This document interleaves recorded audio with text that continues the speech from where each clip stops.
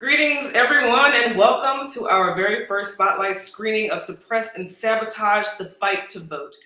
My name is Carmen Samuel, and I am the Screenings Program Manager here at Brave New Films. Brave New Films is a nonprofit film company founded by Robert Greenwald with a mission to create media that makes an impact. We are here to educate and empower viewers to take action on issues that matter most. Now, over the course of the couple of next months, we'll be hosting spotlight screenings to center specific states with new voting laws that have been enacted in the past 2 years. Today's spotlight is on Florida. And following the film, we'll dive deeper with a panel discussion featuring leaders from some of Florida's most influential voting rights advocacy groups. And also, they happen to be plaintiffs in the SB 90 lawsuit against Florida's restrictive mail-in voter bill. It is now my pleasure to introduce and pass the mic to our award-winning producer, director, and filmmaker, and founder of Brave New Films, Robert Greenwald. Thank you, Carmen, and thank you for the incredible hard work and smart thinking that's gone into arranging the screening today. And most importantly, thank the hundreds of you throughout Florida and other states who are watching today and who will be participating and joining in and taking action. There's that line, I guess it's become maybe a cliche, but it's so true, which is it takes a village. And what we see and what you all will see in both the film and then the leaders and activists who will be talking afterwards is the formation of the village, the action of the village, the steps that are necessary. And I must admit, I never thought in this year we would still be fighting the racism, fighting the systemic efforts to control, the efforts to keep power and not let go of it by manipulating voting, by making sure some people cannot vote while others can. And what the film is here for, and it's free thanks to our incredibly generous and supportive funders around the country, the film is free. And the film is a tool for each and every one of you at your church, at your school, at your home, at your place of work, at bowling alleys, you name it. And this film can be screened. You know, the technology allows us to do everything here, right? But there's also huge value in people coming together in small groups or doing it over the Zoom or in other safe ways so that the common experience of watching a film, of having one's emotions hopefully aroused, emotions that then can lead to action. One of the things we really try to do consistently at Brave New Films is put a face on policy. Policy by itself is, of course, important, but when you humanize it, that's when film can help tell a story. And the film today, you will see, tells that story. And it's a tough story. People know, people are working on this issue. We've seen what's happened. We've seen the laws that have been passed. We've seen the wonderful folks in Florida fighting laws and standing up and shouting, and more importantly, taking smart and thoughtful action.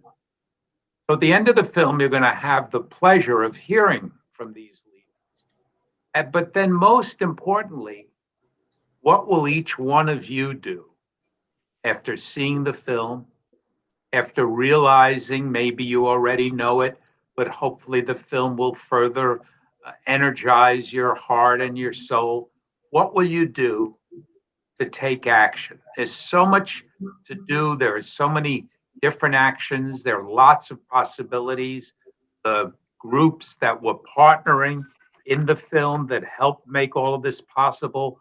All Voting is Local Florida, Black Voters Matter, Equal Ground, Florida Rising, Hispanic Federation of Florida, the League of Women Voters, and more. They can all use your help. They can use your support. They can use your energy. They can use your brains. And for sure, they can use your funding.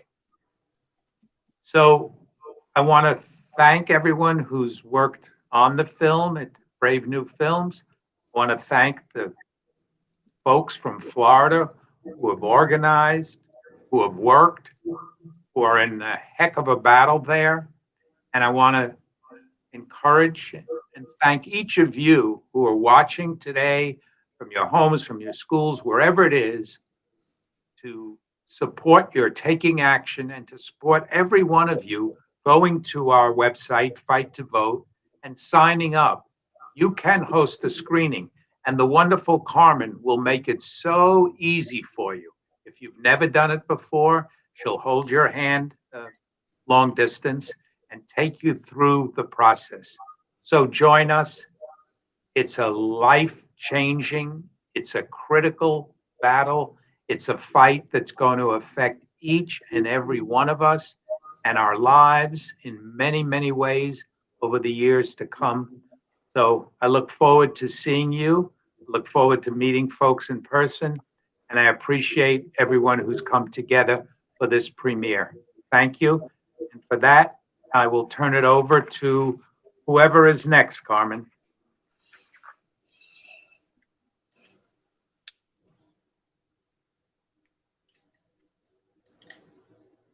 Thank you, Robert. And I just want to go ahead and introduce our panelists who will be joining us after the film. We have Mr. David Bonilla, who is the Regional Director for Our Future Florida.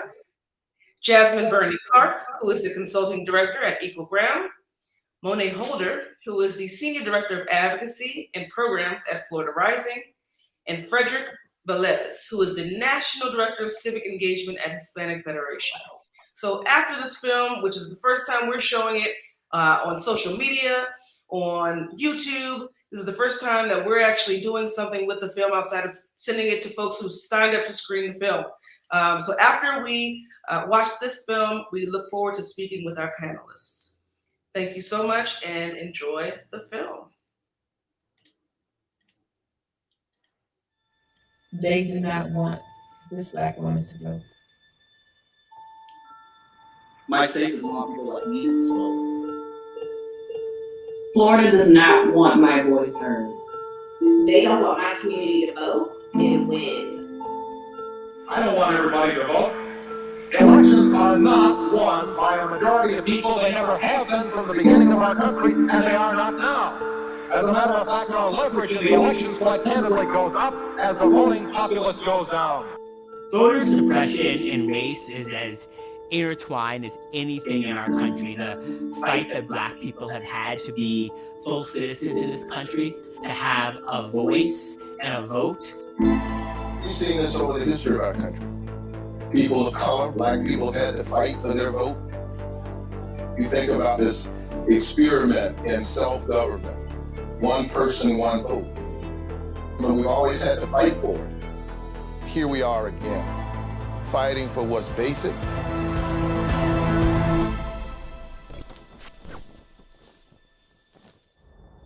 We're now in a major election year with the 2022 midterms this fall. But before voters head to the polls, state legislatures may be changing how you vote.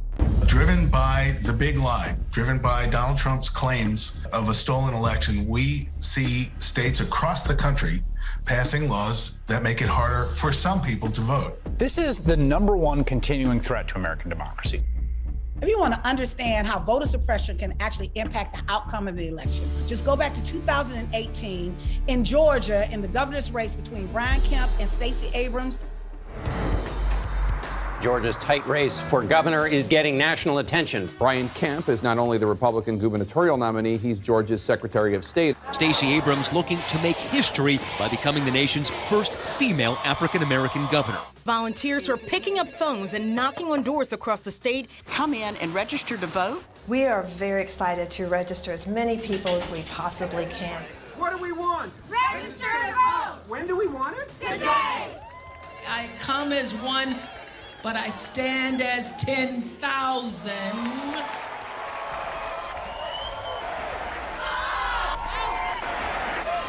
Pull back that veneer.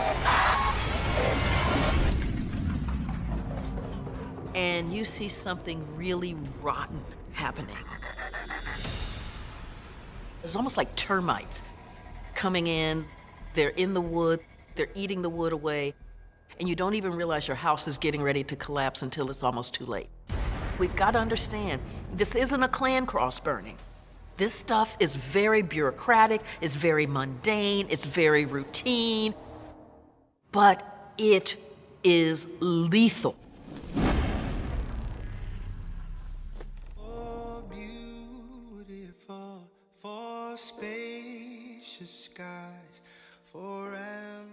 My name is Bobby Jenkins.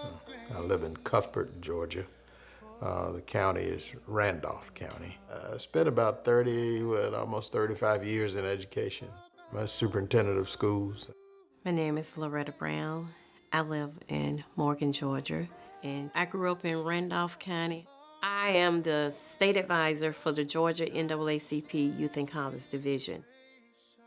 My name is Lewis Brooks. I live in Thomaston, Georgia, Upson County, and I've been living here my whole 89 years, except the 2 years I spent in service in Korea. In I believe it was 55 or 56, that's when they started to letting black people vote in Upson County. When I went to register to vote, it was tough. They asked me all kind of questions to try to keep me from registering. I passed the test.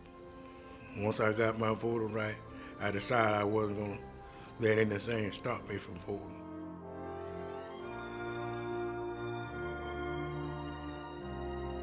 Because I used to walk. You go up the street here, across the next street over there, I walk over there and walk back and vote. And I didn't miss a voting, except when they closed the poll. I'm a citizen. It's my right to vote and speak my opinion.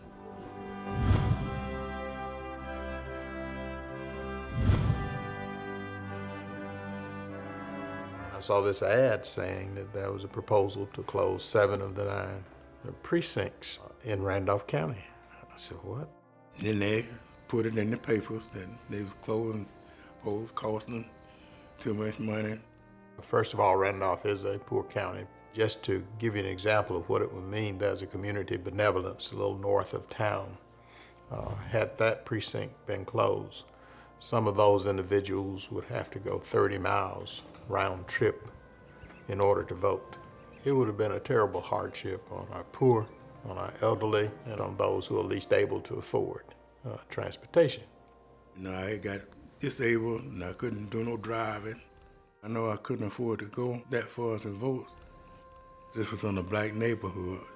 It made me feel like they would close it down to keep the black people from voting, because most black people vote Democrat. They only closed one white voting place. Everybody from out here in the black side had to go clean over there to the white section to vote. We're human, and we have our rights to vote just like anybody else. Voters in Randolph County, Georgia are outraged. Randolph County residents expressed their concerns with the Board of Elections. Our citizens turned out in full force. Big problem there. They were behind us 100%, trying to keep those polling places open. Convenience of the voter. You all are not considering that at all. There's no disenfranchisement for the African Americans. I went to the meeting, find out that they were trying to close 7 of the precincts. You've got to stand up. You cannot allow this to continue. They gave a couple of reasons, saying it would save money.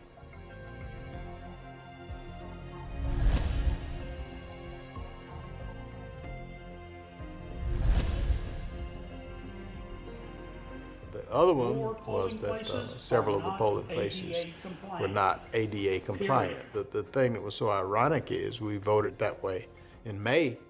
You know, they weren't any worse in November than they were in May. It will be impossible for rural voters without vehicles to vote on election day. It will be impossible for them. They will have to walk 3.5 hours just to get from one of these polling places to Cuthbert and Shellman. We did petition to keep it open. Pressure from the residents, civil rights organization, speaking up, speaking out.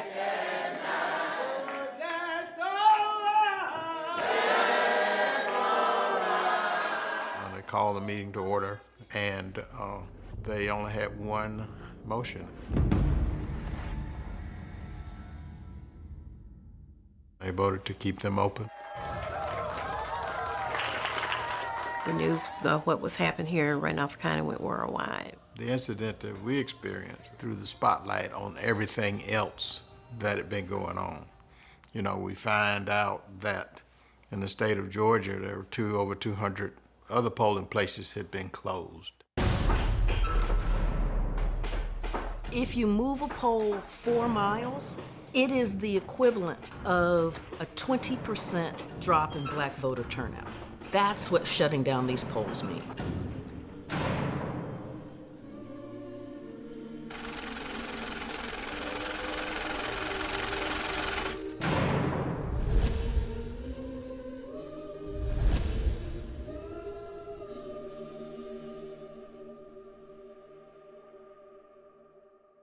With 2 months to go, the race is heating up in Georgia. Stacey Abrams' campaign feel they have the momentum behind them, and many of the polls we've seen so far support that.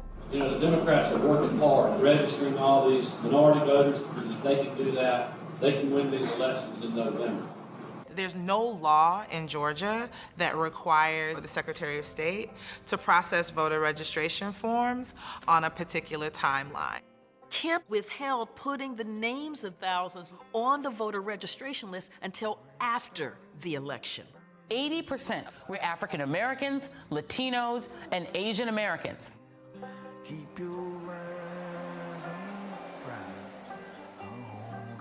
This is Fulton County. Linda Marshall is my name. Most of my professional career has been in public service of one kind or another, as a teacher, as a government worker. I moved here in August of this year, but because of my emphasis on always being registered and always having the ability to vote, I did that almost immediately when I got here. Of course, I also knew the importance of the upcoming election, and I wanted to be a part of that history. It got closer and closer and closer to the election, and I was getting a little bit concerned, so I called the Secretary of State's office. My name is not on the roll. They can't tell me where it is. So all of that paperwork that I sent in, I don't know where it is. I'm 65, and for the first time, I did not get a chance to vote in a very close election of historic importance and proportion. Welcome to Georgia.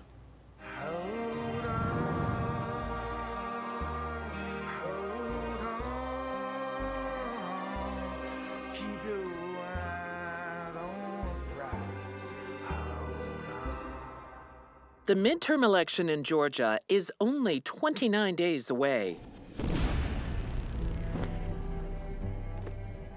Civil rights leaders say Kemp is illegally removing people from Georgia's voters list. Republican Brian Kemp has already gotten the backing of our current president. Thousands are purged from Georgia's voting rolls. Purged from Georgia's voting rolls. 890,000 had no idea they could vote. Other states use the same brewing over who's been removed from the voter. There has been instance after instance of unlawful voter purging. States are removing voters, many of whom have actually been found to have been eligible but were unlawfully removed from the rolls.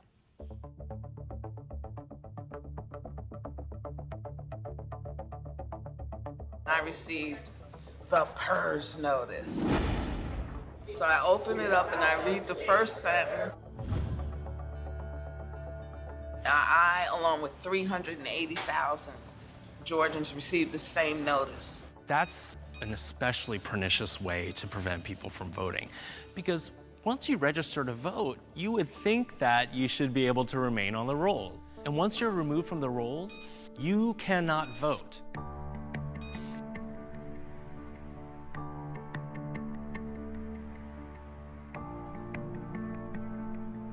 I went out and got the mail, and There were 2 letters in there. They looked official. You're hereby notified that the City of Thunderbolt has challenged your right to vote. The City of Thunderbolt states that you no longer reside within the municipality. My license is valid, my address is valid, I own this home. Why are you questioning my right to vote?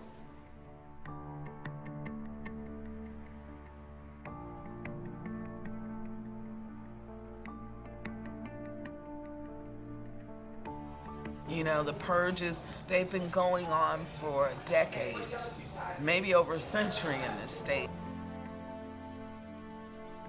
If you haven't voted in the last few elections, they'll purge you as if you must not be in the state anymore. If you move within the same county, they'll purge you, assuming you're not living in Georgia anymore. If you don't return a postcard from the Secretary of State, they'll purge you, because to them it means you're not a resident at this address. All of these tactics specifically and disproportionately target people of color, poor people, the elderly, all of whom tend to vote for Democrats. Brian Kemp is notorious for erasing the polls and purging people right before the election deadline. You have a candidate at the top of the ticket who is responsible for maintaining the integrity of the election. He needed to have his hands on the levers. You have an umpire who is also playing in the game.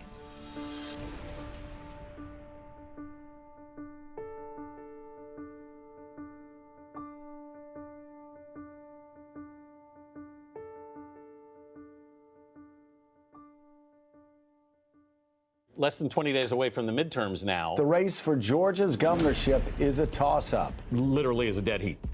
This governor's race is already one for the history books, but it's also seeing record numbers of requests for absentee ballots, especially from African-American voters. At a time where we're seeing roughly almost half of the people who've turned in an absentee ballot are people of color, that's a really, really good sign for Stacey Abrams. We caught them off guard by running such a large-scale program and mailed 1.6 million African Americans an absentee ballot application. In this midterm election, the absentee ballot requests are even outperforming presidential years. So that is startling and eye-popping and something that we need to dig in on to see what's going on there.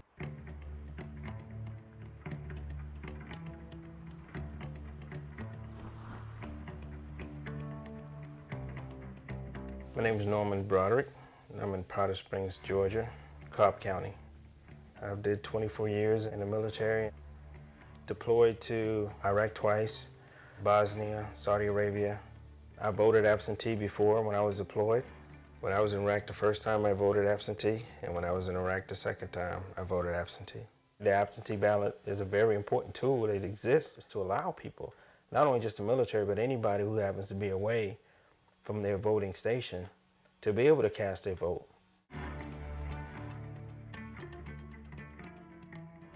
My name is Peggy Shu. I'm from Johns Creek, Georgia. I left Georgia for DC in the beginning of October, and before I left, I mailed out my absentee ballot application so that our registrar would send an absentee ballot to my new DC address. I work at U.S. Army Central, which is located at Shaw Air Force Base in Sumter, South Carolina. I'm away from home during the week.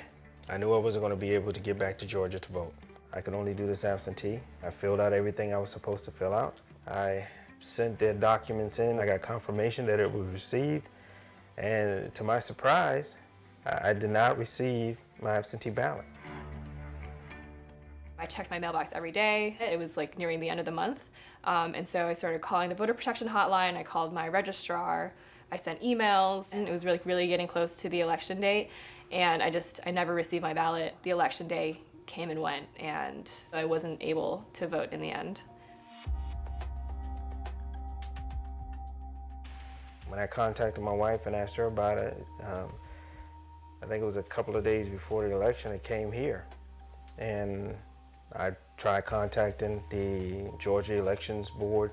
I was told they did receive my absentee ballot request. Everything was filled out correctly, but that they mailed it to the wrong address. She admitted that yes, they did mess up. It was their fault, but there was nothing I could do about it. It's too late.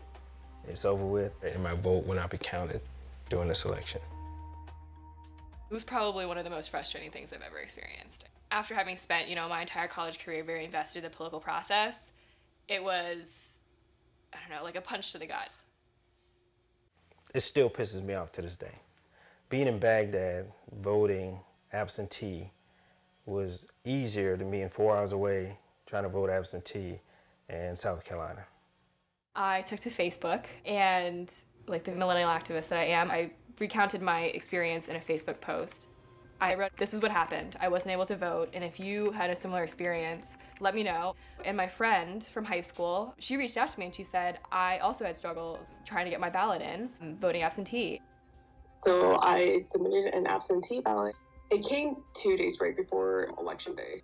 Over the course of 48 hours, we had 40 people. So many people in our immediate Facebook circle knew somebody who had a similar experience to us. People have requested it like far in advance. Some people just didn't get their vote in. That was when we really realized that this was not an isolated incident. It was a much bigger issue and a much more deeper rooted sort of phenomenon that was going on statewide. I did speak with the Board of Elections, and he just dismissed it as like a hiccup. And he's like, "Oh, like, no, you don't really know what you're talking about." 40 cases not really a hiccup. It's more of like a wake-up call. Today, we've worked to get answers about the claim that thousands of voters never got the absentee ballots they requested.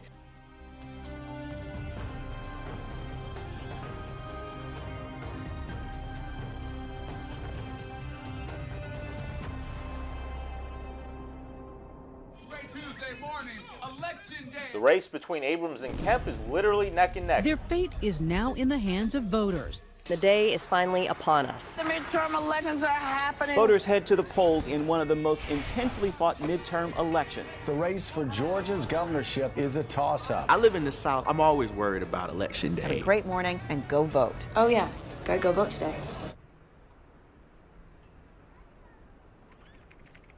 Voting started here in Georgia this morning, and if you think hitting the polls early will keep you from getting stuck on long lines, think again.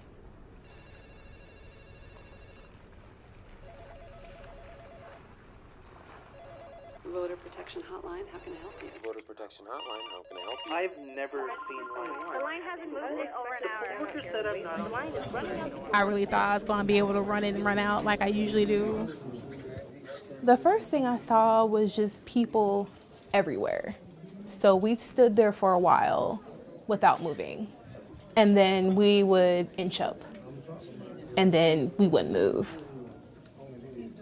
We had a lot of people with children there, pregnant mothers, elderly people. Some people have medical issues. I took my son to school that morning, and then I went to vote at Ferguson Elementary, where I vote every election. The line just keeps getting longer. The line was so long, through the school and wrapped around the building. The lines was crazy everywhere, all over the county. It was real long. I was in line for 2 hours. I got to the door, that's when they was checking your ID before you go in, and she couldn't find my name. She directed me to go downtown Gwinnett, and I was like, I'm not gonna vote. And it was this older lady, she came over and she like held my hand and was like, please go do it. We need this. And I looked in her eyes and said, I will. About 8 or 9, we started getting the calls about the long lines. Long lines at the polling stations lead to low voter turnout. The research is just crystal clear on that. Everyone in the world knew we were going to vote today. And in my neighborhood, there are no power cords. All these dedicated people waiting to vote. This is what we call voter suppression. People were like upset and angry. I started calling the Secretary of State's office. I was either hung up on, placed on hold. They want people to go home and not vote. I ain't going nowhere. I'm gonna be right here. The reason they sent me from Ferguson to the downtown Gwinnett was for the provisional vote. So I drove 25 minutes, and then when I got there, it was crowded in there. I waited 45 minutes to find out that's not where I needed to be. She told me that this was the wrong place and that I can go back to Ferguson. I had to call back and redo my schedule. So now, the voting not only cut on my time, cut on my money. When we went in, filled out all the paperwork, had the ID, took it up to the lady. I had mine in my hand. One hand had hers in the other, because she's legally blind. So we go give it to the lady, and she goes to scan Barbara's ID. Wow. So she looked up at Barbara. She said, well, Miss Barbara, when was the last time you voted? My sister got strong. I've been voting since I was 18 years old, and I'm 82. Yeah, I was disappointed. She was a little upset. My girl wanted to vote, and they were trying to keep her from voting. Since I became a citizen, I have not missed an election. I showed up, and a very nice lady, she looked at my ID and said, no, you're not registered. And I said, no, wait a second. Here's my registration card, and showed them that I was registered. And they said, yeah, but your name is Del Rio with a space, but your voter ID says Del Rio one word, and therefore it doesn't match. In the voter registration, my name shows as Del Rio with a space. My ID is Del Rio, no space. That was a non-match. I said, this is not legal and I need to be allowed to vote. After much discussion, they said to me, this time we'll allow you to vote, but it's a little bit like they're doing me a favor. The right to vote should be something that we should make easier rather than more difficult. Latinos and Asian Americans are 6 times more likely than white Georgians to be cut from the voter rolls because of exact match, and Black Americans are 8 times more likely to be cut because of exact match. I have voted in every election, now all of a sudden I'm not there. Controversy surrounds the state's exact match law that put the registrations of 53,000 voters, most of them African Americans, on hold because of discrepancies in the way their names are spelled in state databases. People of color have names that are a little bit less typical, and that's where the errors are at their highest. Brian Kemp knows this. A group of students will not have their voices heard at the polls, at least not in Georgia. They're turning a bunch of students away over here. We're showing up here and at the Booker T. Washington location, and their names were not on the actual roll.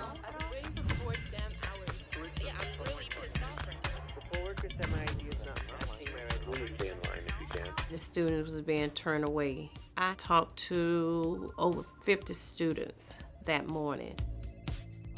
First, they told me I was at the wrong polling station. They said, you didn't get registered. I was like, what do you mean? And there was only about 4 voting ballot booths. They didn't process my registration didn't go through. I walked back to my dorm and said, I guess I just won't vote. Just before I went to vote, I had been in an African American history class where we were actually talking about voter suppression, about what was it like for people that were going to vote. I filled out a little slip of paper, gave it to the poll workers. They looked up at me and they said, it's coming up in our system as though you're not a citizen of the United States. I just sort of looked at them like they had 2 heads. I'm sorry, I was born in New York, what? When I got to the front of the line, they informed me that I was registered to vote, but not in Dougherty County. They were telling me that I was registered back home in Winter Robins, where I was from, and I've never voted there. I've never even been registered there. The thing was that I had brought proof that I was a U.S. citizen. I had with me my driver's license, my passport card, and my Emory student ID, but they would not look at the passport card whatsoever to prove that I was a citizen. I walked out crying. What I learned in history class just hours before, this happened to me in 2018. I had been through and participated in voter registration drive on campus, within the community. It was just like, wow, after all of this, I'm not gonna be able to vote myself. When I was growing up, voting was a thing. It was an event. So little me is trailing behind my parents watching them vote. My parents would take me to the voting polls every time when I was little. I would go in and I would help them fill out the bubbles. I get a chance to vote, and then you get there and the experience is just terrible, and you have to call your mom and be like, why is this so hard? You never told me it would be this hard. This was huge for us because Stacey Abrams was actually a Spelman alum. History would have been made, and it would have been made by my Spelman sister. If there is no one who gets to 50% tonight, Robin, there will be a runoff in December. We'll find out as the day and evening goes on. Voter Protection Hotline, how can I help you? Are they letting you know? No? Are you really kidding me? Old people who can't vote, there's young people who can't vote, there's people in every county who can't vote. It just created this intense fog of confusion across the state.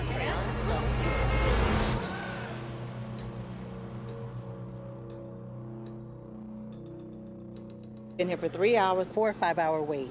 5 hours. This is way, way too long for us to stay and vote. How long have you waited in line here? About 3.5 hours. Have you decided you can't stand it? You can't take it anymore? Are you going to go home? I'm hurting. I'll be back. I got to go take some medicine. It was really good. The lines weren't too long and everyone was super helpful. We don't hardly ever have to wait here. It's always a pleasant experience up here. If you have a fixed resource, an easy way to suppress the vote is to just make that resource unavailable to the people who you don't want to vote. And that's exactly what happened in the 2018 election here in the state of Georgia.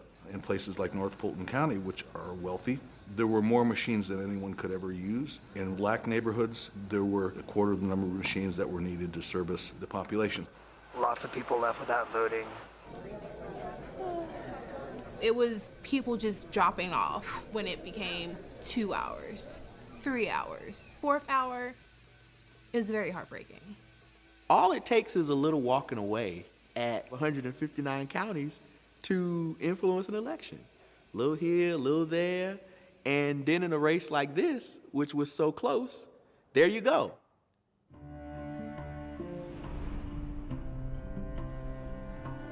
All night on Twitter, a trending topic, #StayInLine. I had to go and pick my son up. He had to be picked up before 6. I picked my son up and he went with me and sat in the car. And then I went back to Ferguson Elementary. And by this time, the evening crowd is there and the line has tripled. And I was like, oh, there is no way. Just for my one vote, it took me like 6 hours. And I wanted to give up because I promised that elderly lady outside that I would do it. 5 hours, so about 5 hours took me to vote. It sucks the life out of you.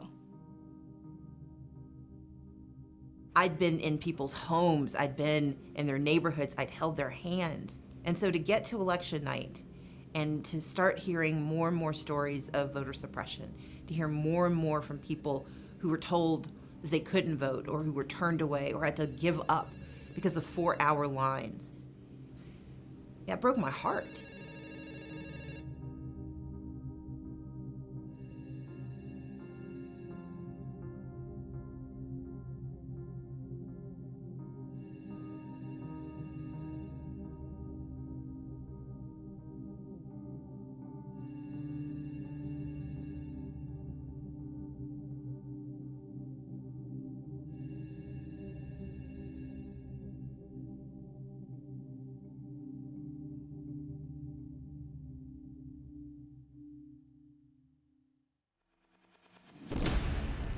Republican Brian Kemp holds a narrow lead over Democrat Stacey Abrams. Tens of thousands of ballots left to be counted in this election.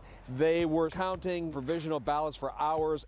Provisional ballots are basically placebos. They're being given to voters to kind of shut them up, make them go away. The next day, I was so excited because they were saying that it was a close race. I was like, oh, let me make sure that my vote count. So I called there, the number that was on the paper that I got from the voting poll. And she go, oh no, they counting every vote. You don't need to call. I called my mom to double check. My mom worked for the poll for 20-some years. And she said, no, that's not true. You call back to make sure the vote count. And someone else says to the phone, and I got the same thing. No, you don't need to call back. We counting all the votes. We just started discovering so many people voting provisionally. We realized, oh, you voted provisionally, so you might have to come back here the next day and show your ID. Is that something you know? And they're like, no, I already voted. Like, I'm good. But you have to come back within 3 days with the documentation to prove you are who you say you are. When you have a large working class population that has to punch a clock, that's really tough. You've lost pay from work trying to vote. That's a poll tax.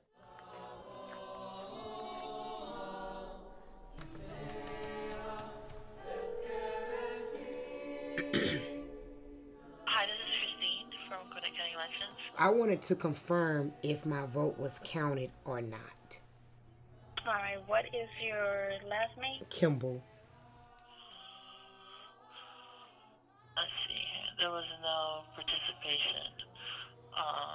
So does that... You weren't given credit for voting. My vote was not counted.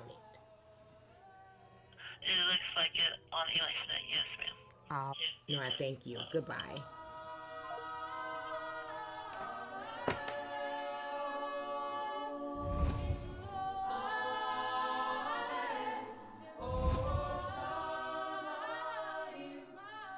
Last night, my opponent ended her campaign. The election is over, and I'm honored to be Georgia's governor-elect. I acknowledge that former Secretary of State Brian Kemp will be certified as the victor in the 2018 gubernatorial election. But to watch an elected official baldly pin his hopes for election on the suppression of the people's democratic right to vote has been appalling. This is not a speech of concession, because concession means to acknowledge an action is right, true, or proper. As a woman of conscience and faith, I cannot concede that. The voter suppression that we saw in Georgia for the 2018 election between Kemp and Abrams was really just a precursor to the voter suppression laws that we're now seeing across the country. In 2021, there have been 19 states that have passed over 34 laws to restrict access to the ballot. They're all based on the same big lie of voter fraud that Donald Trump has been pushing. The most notable ones are the swing states. Florida Governor Ron DeSantis signed new voting reform legislation into law. The law includes limits on drop boxes and changes to how people sign up for vote by mail. I've been voting by mail since I moved to Florida. We don't all work 9-to-5 jobs, so it's really nice to be able to vote by mail. I missed out on a pivotal city council race last year because I did not realize that I had been removed from vote by mail and I did not get any notification. Unfortunately, I will have to re-enroll every cycle now after each election is over. Your average voter is not going to remember to re-enroll every single year. It makes me quite angry and supremely frustrated.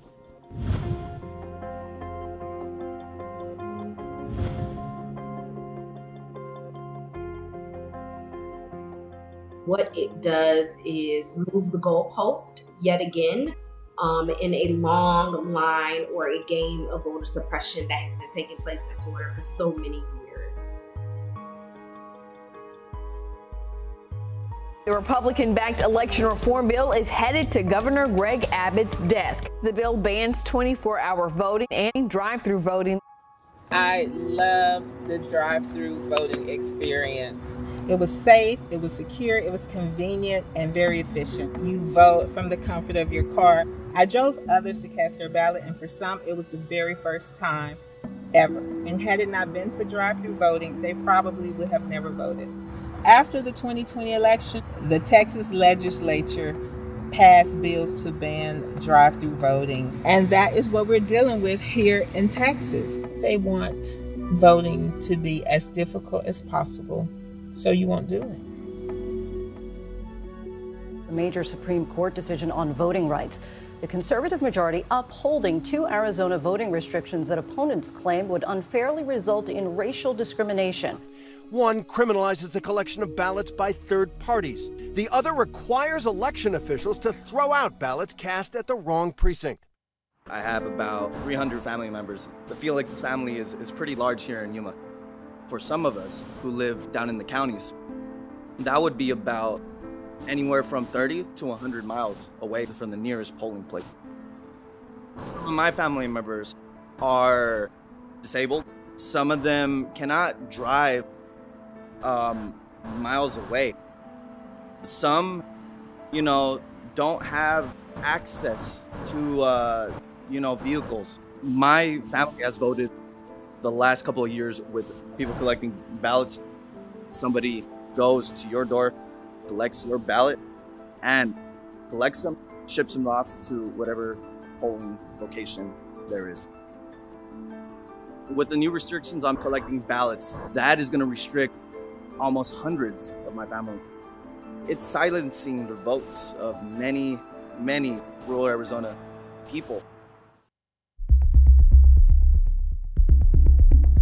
This morning, Georgia's governor has signed a controversial bill rewriting the state's election rules. It will limit absentee ballots in early voting, restrict ballot drop boxes, and impose new voter ID requirements. The last couple of elections, I did mail-in voting as well as drop box voting. The new voting laws in Georgia restricting drop boxes, restricting mail-in voting is very repressive. I have multiple health issues, as do many other people. This would severely restrict my ability to vote. I don't know how long I can stand in line, to be honest, so I will be involved in efforts to challenge that. If 2021 was the year of rampant voter suppression by Republican legislatures, 2022 is the year of voter subversion.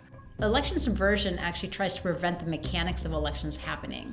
And it could be anything from partisan poll watchers coming in and intimidating someone from their participation at the polls. And it could also be very much of identifying ideologues to start viewing those election officials. Both Democrats and Republicans who defended the integrity of the 2020 election have been purged from their position. 163 Republicans who've amplified the big lie are running for statewide positions with authority over elections. This is akin to giving a robber a key to the bank.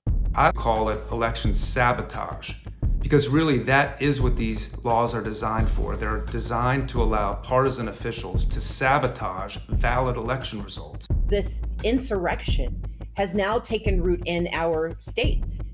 If the response to increased participation by communities of color, by young people, by women is to restrict their access and impede their participation, our democracy is not safe, it is not sound, and it is not resilient. We are not going to let them take from us what our grandparents and parents fought and suffered and died to give us in the first place. We had record turnout in the United States of America in 2020, and that tells me that people are awake. They understand what's happening. They're going to participate, and they're going to fight for their right to participate. We're in the eye of the storm, and we need every single American to cut up with that same amount of energy that we did in 2018 and 2020. Keep yourself educated about what's going on in your state with any voter suppression or election sabotage laws that have been passed. Educate your friends and family, your coworkers, your community. Make sure that everyone knows what's going on. We have to put pressure on those that we've elected. It doesn't matter whether it's a Democrat or Republican. We should be burning their phone lines up right now around voting rights. Register people to vote. Register your friends, your family. Talk to everyone. Become the vote captain of your household. Join a local organization in your community. Get involved locally. Become a poll worker. Get trained. If you don't like something, you can either volunteer or run for office. We can't fight these issues alone. We have to be organized and we have to be engaged. What's at stake is electing people who look like us. What's at stake is getting policy passed that will help protect us from these types of laws in the future. Any voter suppression law is not just about black people, it is about America itself. On my mother's dying bed at 92 years old, former sharecropper, her last words were, "Do not let them take our votes away from us." We've got to make democracy together. From sea to shining sea.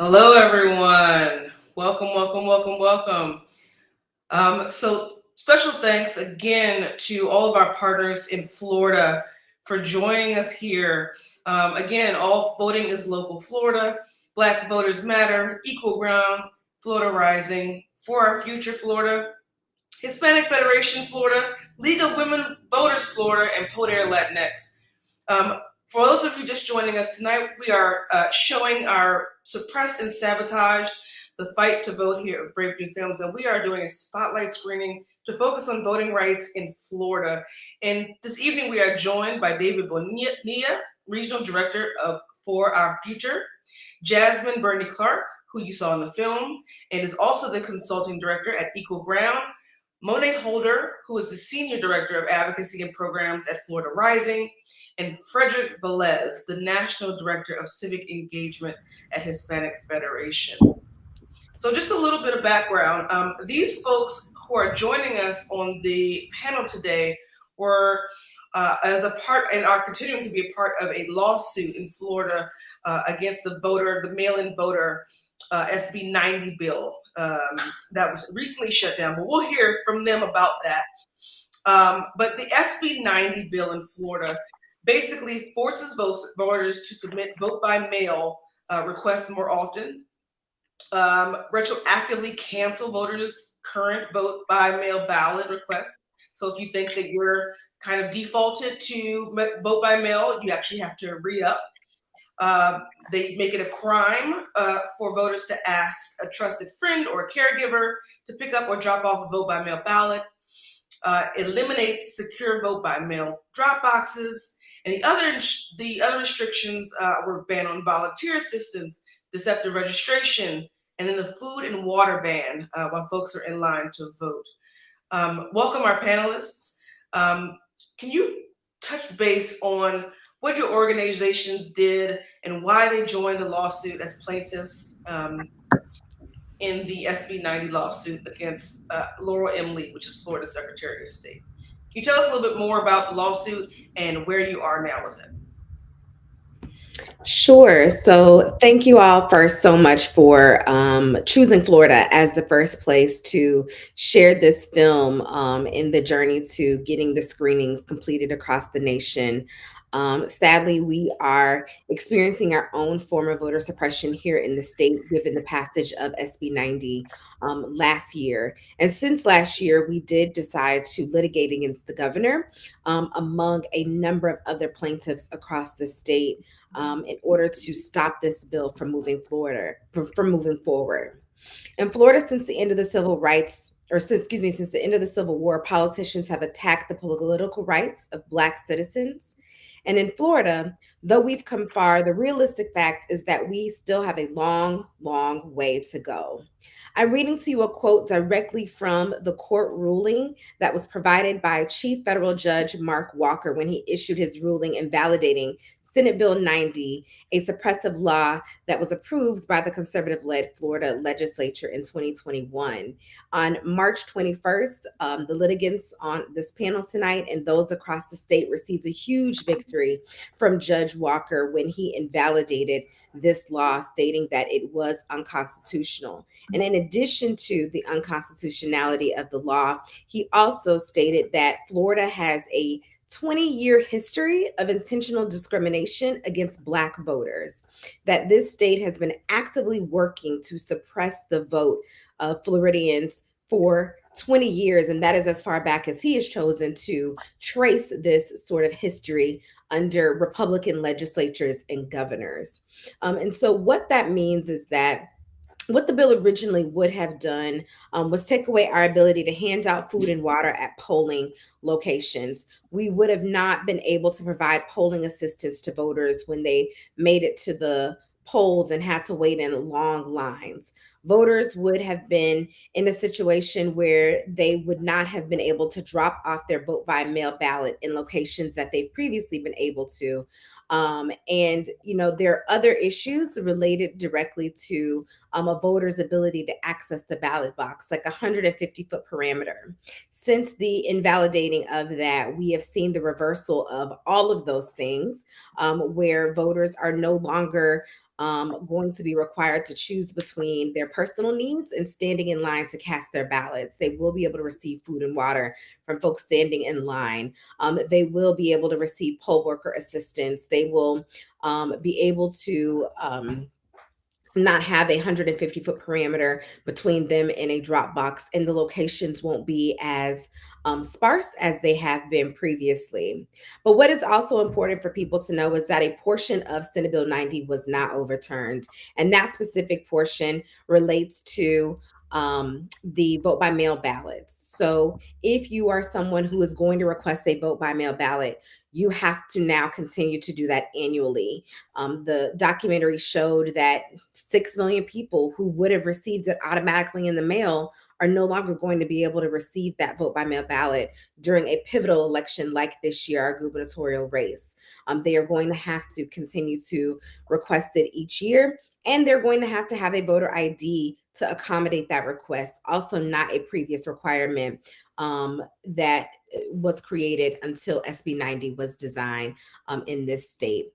The other thing that people should know is that our governor and his litigation team did file an appeal against this, and we have since determined that we are requesting a stay that would allow for the Judge Walker's ruling to stay in place until at least the election season. We are waiting and anticipating an outcome that is more favorable, not just to us, but to the voters that we are working with who are going to be directly impacted by this decision. And we want to make sure that the work that we are doing doesn't go to managing misinformation this election season. We want to go to mobilize voters and prepare them, because voters have actually been voting under this law for at least a year. In 2021, we had municipal elections across the state, and this law was in place. We now have to make sure that voters are prepared and they know what's ahead as we head into our late primary and general election this year. So this is a little bit of what's ahead, what's at stake, and where we are currently in this process. And I'll open the floor to see if any of the other litigants have anything they want to add.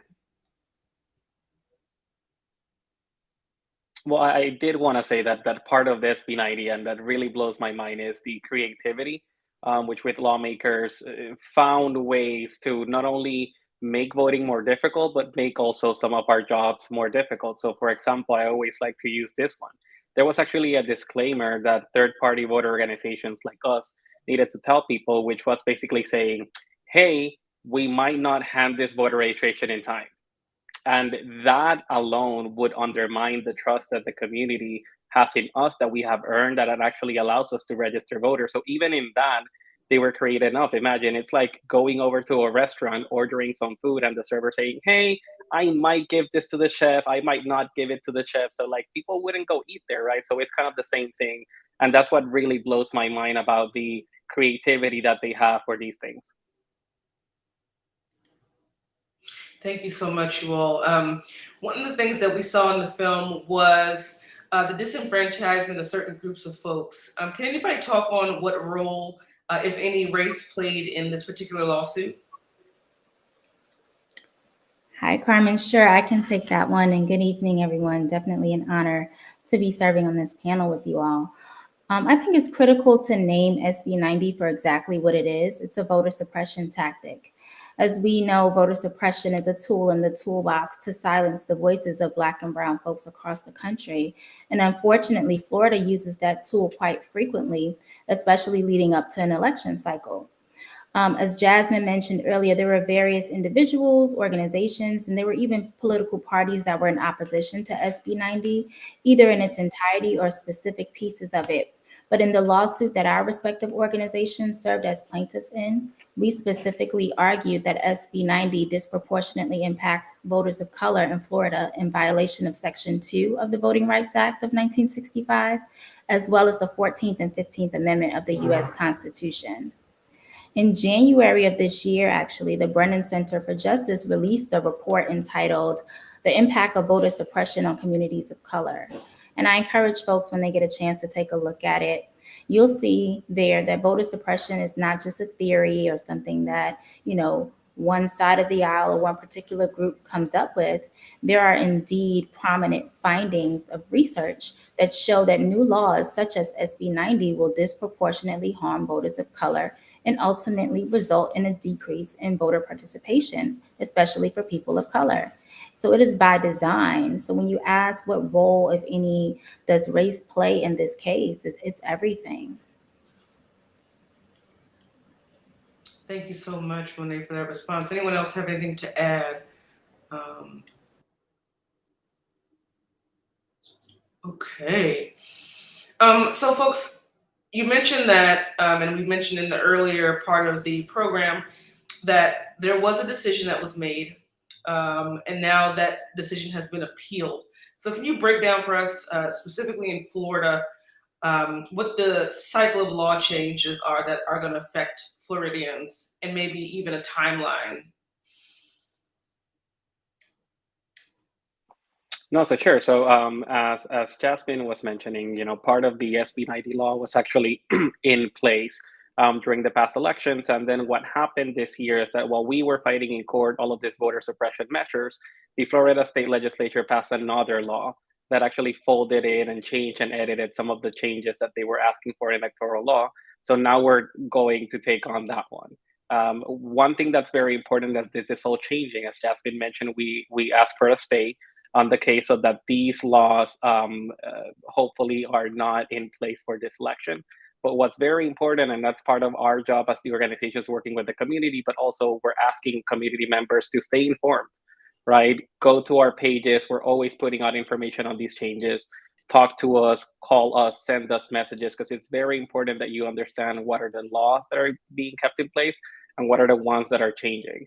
It's also very important that if you feel that something weird is going on, or that you might feel intimidated by some of these measures, that you also reach out to us so that we can make sure that you have the correct information and that you know what's going on.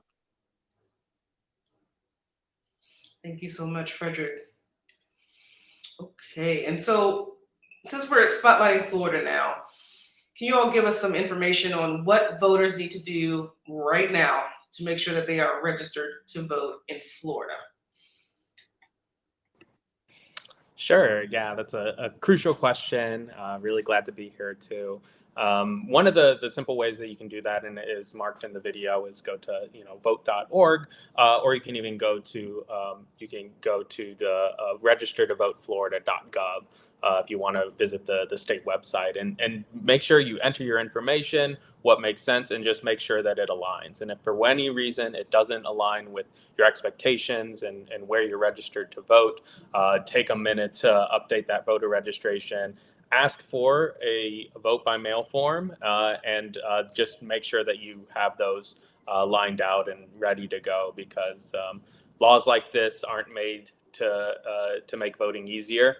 So it's unfortunate that we have to do everything we can to make sure that we are in the right place to cast our ballots.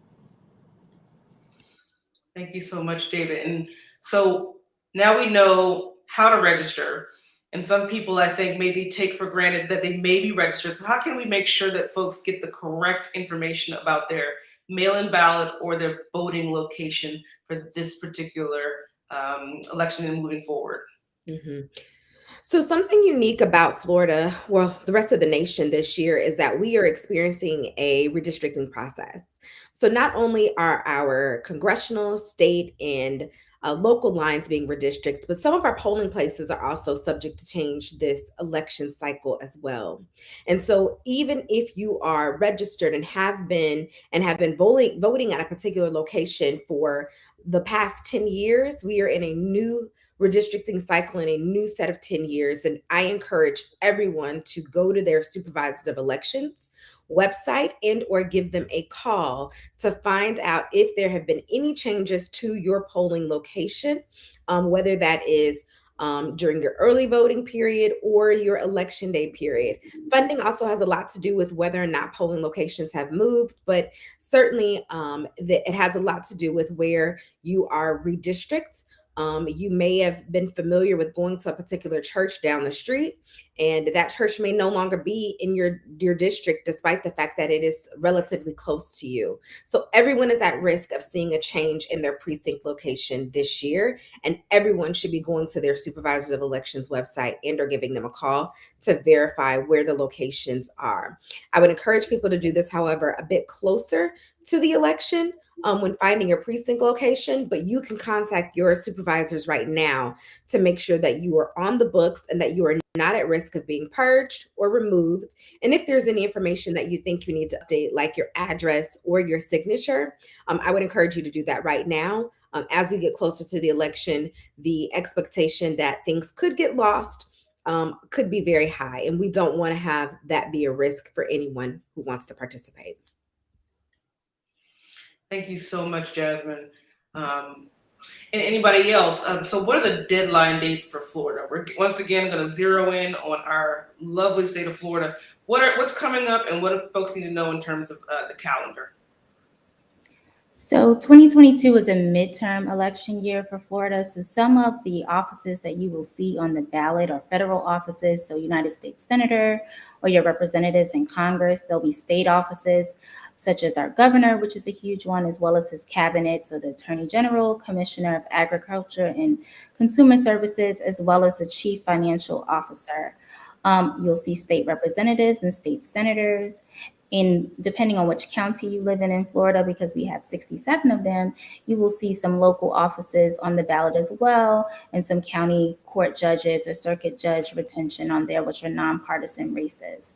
As far as dates are concerned, so the primary election day is August 23rd, 2022. The deadline to register to vote for the primary election is July 25th.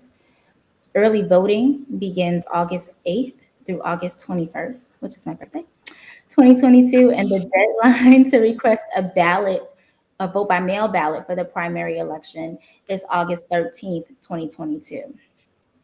The general election, which is held on November 8th, 2022, has different dates. So the deadline to register to vote for the general election is October 11th, 2022.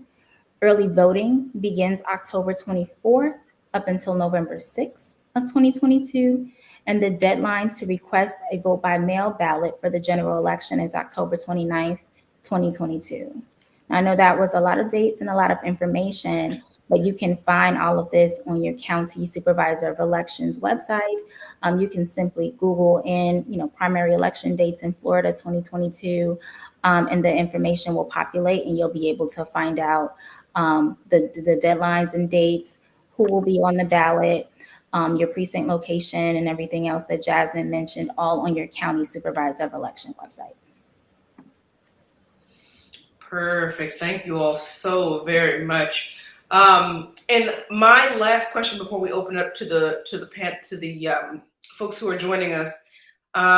You all are doing such great work. You all are a part of organizations that are really doing excellent work down in Florida. How can those of us who are not Florida residents, and we have several on this stream right now, we've got a community of folks across the country. How can we who do not vote in Florida help your organizations and help voters in the state of Florida? So there's actually a lot of ways that we can do that. As in my work as National Civic Engagement Director, we actually have a lot of people from other states that want to work out. And what I want to say is that there's a lot of possibilities. One of the, well, I don't want to say the pandemic had a silver lining or anything good, right? But one of the things we can take away from the pandemic has been the expanded use of technology, being able to call from other states, being able to send text messages. If you have people that you know that live in the States, send them a message, motivate them to vote, ask them if they're registered, right? You can talk to your friends, you can talk to the families. And I also want to expand the question a little bit to also include people that are non-citizens. At Hispanic Federation, we get a lot of questions about people that say, hey, I wanna do something, but I can't because I can't vote. And I'm like, well, that's the only thing that you can do right now, right? But you can help us inform the community. You can work as a poll watcher. You can work to register voters. You can help in so many other ways. And right here, we have a lot of organizations like Florida Rising, the Hispanic Federation, like For Our Future, that are doing the work and do have opportunities. So feel free to go to our website, to go to our social media pages, to send us a message, because we're always going to have opportunities for you to get involved remotely, or even, providing information to come here. Thank you. Anybody else have anything to add before I open the floor? I would say you can share the film. Never underestimate the power of storytelling. when folks can see and actually feel the impact that voter suppression has had on folks who have tried to cast their ballots or haven't been able to voice their rights or exercise their rights, I think it makes a huge difference. Piggybacking off what Frederick named, social media, technology tools, we always have folks across the country who are making phone calls and sending text messages on our behalf. So we definitely appreciate you all in those ways. Thank you all so much. And yes, just to reiterate, you all can certainly host a screening of this very film if you visit www.fight2vote.org. It's down there on the screen. And I'm going to open up the floor here. We have a question. I'm going to have it shown on the screen here. The question is from T. Smith. What additional resources, education, or training is available to these counties?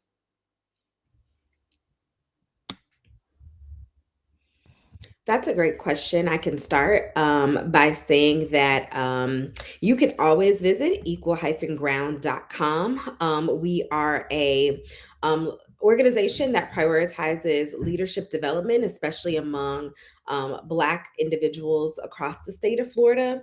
We do have a leadership training series called Take the Lead, a Black political leadership training series that helps to fill the gap among Black political leaders. And that leadership means at any level, whether that is community, a leader on your block, or a leader within an organization, or the potential to possibly run for office one day. We want to make sure that folks are equipped with the tools to share their voice, determine what their path to power is, and determine how they can connect people to that. The other thing we do in addition to that is we train folks on how to participate in the legislative session each year. And again, Florida is currently in the middle of a redistricting process, and we have created a suite of tools and resources on our website that are on demand. So you can go on and do self-guided trainings that don't require much time at all. They also include activities that go along with it and actions that you can take after. So I'd say that's one resource that we've made available to folks both in state and out of Florida. Thank you so much, Jasmine. Anyone else want to add to that? Sure. Yeah, I'll add to that. Principally among like the coalition partners working on making voting more accessible is at least a couple that are really well worth reaching out to, which is the Florida Rights Restoration Coalition, as well as Vote Riders, and they both kind of operate in different spaces. Florida Rights Restoration Coalition with returning citizens, so people that are in these counties that due to any prior conviction are having difficulties reaching their franchise, then that's a good group to reach out to regarding fines and fees and gaining that access to vote. And then of course other is making sure that you have the right ID that can cost money, and the organization Vote Riders is a great tool that these people can connect with. In fact, you can call or text 844-338-8473, which is a card number for Vote Riders here. And I know they weren't able to be on this panel, but definitely wanted to highlight some of the ways that these groups are offering resources to people really around the right to vote. Perfect. Thank you so much, David. And we've got one more question in the chat before we wrap. I'm going to go ahead. And Public Utility asks, is the Democrat Party leadership in the White House, Senate, and House doing enough to overcome the rampant voter disenfranchisement? Now, we know that this is a subjective question, so feel free to take that one, folks, as you see fit. Florida context. I'm happy to say something, right? Part of the work that we've been doing, and we're looking this is not something, and I want to stress this, right? This is not something that's only happening in Florida. We saw that it's happening in Georgia, in Texas, in Alabama, in Michigan. They try to pass laws like this. In Pennsylvania, they try to pass laws like this. So this is actually a national effort by people acting in bad faith, right? To limit the rights of voters. What I don't want to do is kind of fall in the trap of blaming one side or the other. At the end of the day, Congress is composed of two parties, and Congress has to defend our rights and pass federal border protections laws. But if that doesn't happen, that's where we also need to do the work at the state level.